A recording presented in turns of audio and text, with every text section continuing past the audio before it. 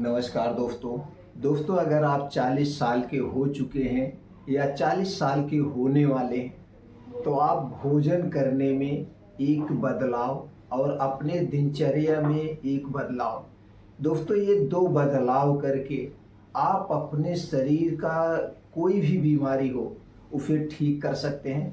अगर आपके शरीर में कोई बीमारी नहीं है तो दोस्तों जिस दिन से ये दो बदलाव करेंगे उसी दिन से आपको कोई बीमारी नहीं होगी, इसकी मैं 100% गारंटी लेता हूँ। उसी दिन से आप स्वस्थ और निरोग रहेंगे।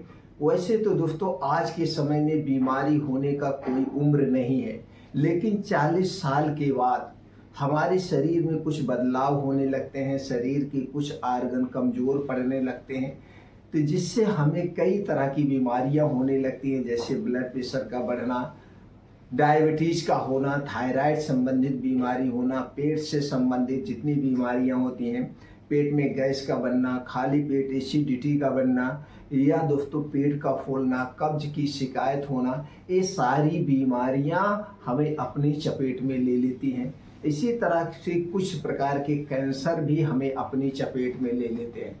तो दोस्तों ये बदलाव करके आप इन सब बीमारियों से मुक्त हो सकते हैं। अगर आपने स्टेप बाय स्टेप वीडियो को ध्यान से सुना और स्टेप बाय स्टेप इस नियमों को फॉलो किया तो दोस्तों 100% आप स्वस्थ और निरोग रहेंगे। तो चलिए पहले हम जान लेते हैं भोजन करने में कौन सा बदलाव करना।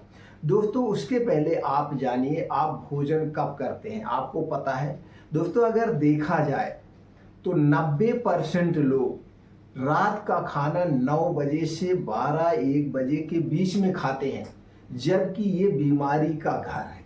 अगर आपके घर में भी ये नियम अपनाया गया है तो इस नियम को तुरंत आपको बदलना होगा। हमें भोजन करने का प्राकृतिक नियम अपनाना होगा, प्राकृतिक दिनचर्या अपनाना होगा। जब हम भोजन करने का प्राकृतिक नियम अपनाते हैं तो दोस्तों वह भोजन आराम से डाइजेस्ट हो जाता है। यही भोजन हमारे लिए दोस्तों अमृत का काम करता है, और यही भोजन अगर गलत समय पे गलत मात्रा में खाया जाएगा तो ये बीमारी का घर है। तो हमें क्या करना है, भोजन करने का प्राकृतिक नियम अपनाना है। अब भोजन करने का प्रकृति का क्या नियम है? प्रकृति का नियम है दोस्तों सूर्य डूबने के 1 घंटे पहले, जिसे चिड़िया लोग बहुत आराम से इसे फॉलो करती है। कोई भी पंछी हुआ वो सूर्य डूबने के बाद खाना दाना नहीं चुगती है, इसलिए उन्हें कभी कोई heart attack, blood pressure, blood sugar कोई बीमारी नहीं होती है। तो दोस्तों ये नियम हमें अपनाना है। समय या सीजन, जो भी सीजन हो, चाहे गर्मी हो, ठंडी हो, बारिश हो, जो भी सीजन हो उससे फर्क नहीं पड़ता है। सिर्फ आपको सूर्य की रोशनी देखना है। जब सूर्य डूबने वाला होगा उसके 1 घंटे पहले आपको खा लेना है। सूर्य डूबने के बाद हमें कुछ भी नहीं खाना है। खाने के नाम पे कुछ भी नहीं खाना है। पीने के नाम पे सिर्फ और सिर्फ हम पानी पी सकते हैं, दूध भी नहीं पी सकते हैं, क्योंकि सूर्य डूबने के बाद हमारा पाचन तंत्र स्लो हो जाता है।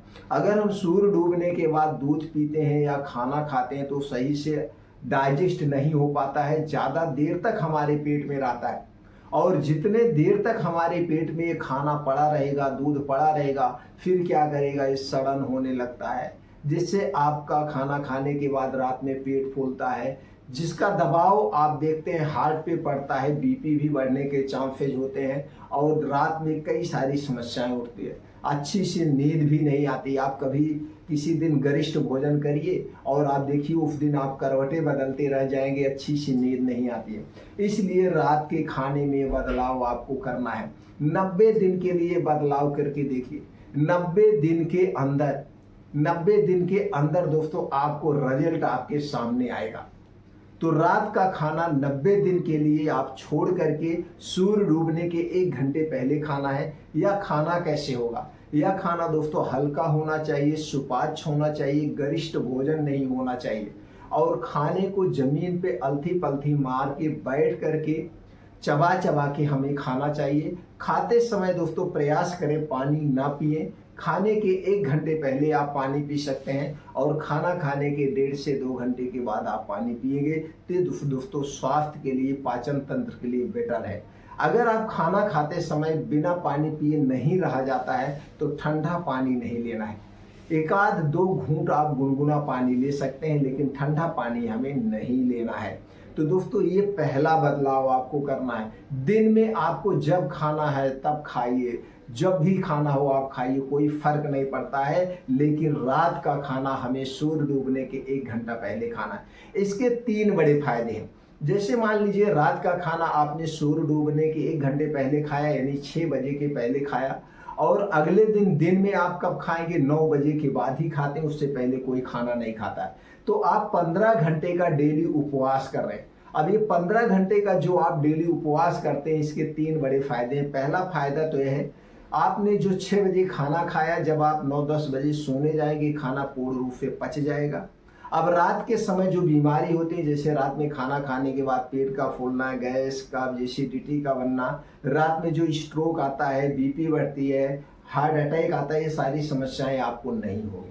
दूसरा फायदा है, जब आप 16 घंटे या 15 घंटे का उपवास करते हैं तो हमारे शरीर का टेम्परेचर कम होता है, और जब शरीर का टेम्परेचर कम होता है तो हमारे शरीर अपने आप बीमारियों से लड़ लेता है। तीसरा बड़ा फायदा ये है, जब हम 16 घंटे का उपवास करते हैं तो दोस्तों हमारा शरीर अपने आप को डिटॉक्सिफाई कर लेता है। 3 बड़े फायदे हैं, आप करके देखिए। अगर आप बात ये करें कि हम शाम को खाना नहीं खाएंगे तो हमें नुकसान करेगा, कुछ नुकसान नहीं करेगा। 6 बजे आपने खाना खाया है, और आप ये भी जानते हैं 6 बजे का आपने पहले खाना खाया है, ये भी जानते हैं खाना खाने के 2 घंटे के बाद हमें पानी पीना चाहिए। तो 1 गिलास, उसके बाद आप 8 बजे 8:30 बजे पानी पी लीजिए, उसके बाद आप सोने चले जाइए, अच्छी सी नींद आएगी, खाना पच जाएगा। पहला बदलाव ये करना है। दूसरा बदलाव क्या करना है, जब आप जल्दी खाना खा लेंगे तो जल्दी सोने भी जाएंगे, तो आपके 6 से 7 घंटे की नींद पूरी हो जाएगी। अब आपको सुबह उठ जाना है। अगर गर्मी का दिन है तो 4 से 5 बजे के बीच उठ जाइए। अगर ठंडी का दिन है तो दोस्तों 5 से 6 बजे उठने का प्रयास करिए। 5 से 6 बजे उठने का प्रयास करिए, और उठने के बाद दोस्तों आप अपने डेली दिनचर्या से निवृत्त हो जाइए। दतुअन ब्रश वगैरह करके फ्रेश होकर के आप 5 बजे घर छोड़ दीजिए। गर्मी के महीने में, ठंडी के महीने में 6 बजे तक आप छोड़ दीजिए, क्योंकि कोहरा वगैरह रहता है। अब आप जाइए ऐसे स्थान को पे जहाँ पे मिट्टी हो, हरी घास हो, वहीं पे नंगे पांव तेज गति से कम डेली 5 से 6 किलोमीटर का मॉर्निंग वॉक करिए। चाहे आप 40 साल के हैं, चाहे आप 60 साल के हैं, तेज गति से। तेज गति का मतलब है इस 5 से 6 किलोमीटर को आप आधे घंटे में कवर करने का प्रयास करिए।